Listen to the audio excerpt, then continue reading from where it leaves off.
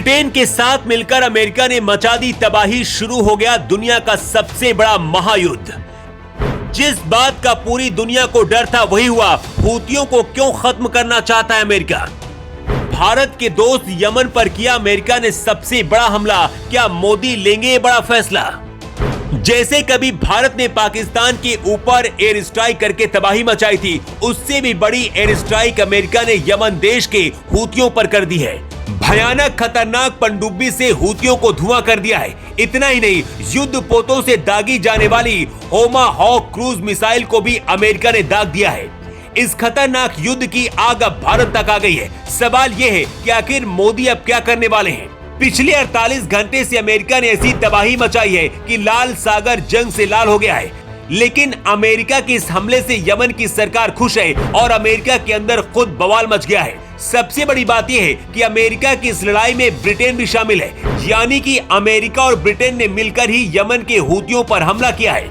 आपको बता दें कि हूती यमन देश का विद्रोही संगठन है जिसने अपने देश में 2014 में गृह युद्ध शुरू किया। यमन एक कट्टर मुस्लिम देश है, लेकिन यहाँ रहने वाले शिया और सुन्नी मुस्लिम ही एक दूसरे को मिटाना चाहते।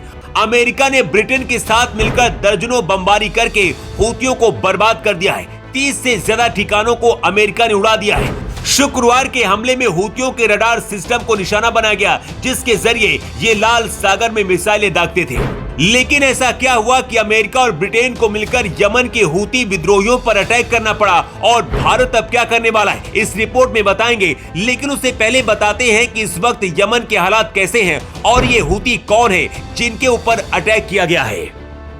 साल 2014 में यमन में गृह युद्ध की शुरुआत हुई। ये एक कट्टर इस्लामिक देश है और यहाँ पर शिया और सुन्नी मुस्लिम ही एक दूसरे के दुश्मन हैं।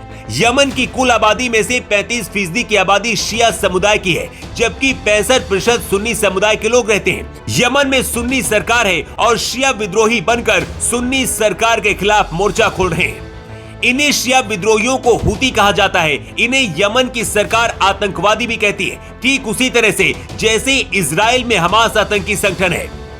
ये हूती विद्रोही इजराइल पर हमला करने वाले हमास के आतंकियों का समर्थन भी करते हैं। जब से अमेरिका हमास के ऊपर हमला कर रहा है और इजराइल का साथ दे रहा है, उसके बाद से हूती विद्रोही अमेरिका और ब्रिटेन के जहाजों पर लाल सागर में हमला कर रहे थे। आपको बता दें कि अरब देशों से व्यापार के लिए लाल सागर एक प्रमुख रास्ता है और इसी रास्ते से भारत भी व्यापार करता है। हूती विद्रोही शिया मुस्लिम है, ऐसे में इन्हें ईरान जैसे शिया देश समर्थन कर रहे हैं। वही सुन्नी मुस्लिम जिनकी यमन में सरकार है, उन्हें सऊदी अरब जैसे सुन्नी बाहुल्य देश समर्थन कर रहे हैं। अमेरिका और ब्रिटेन ने यमन में हूती विद्रोहियों के ठिकानों पर पनडुब्बी और युद्धपोतों से दागी जाने वाली टोमाहॉक क्रूज मिसाइल से हमला किया है। ये शिप बेस्ड लैंड अटैक और सबमरीन बेस्ड लैंड अटैक मिसाइलें हैं। ये मिसाइलें कम ऊंचाई पर तेज गति से उड़ती हैं, इसीलिए इन्हें ट्रैक करना या फिर मार गिराना मुश्किल होता है।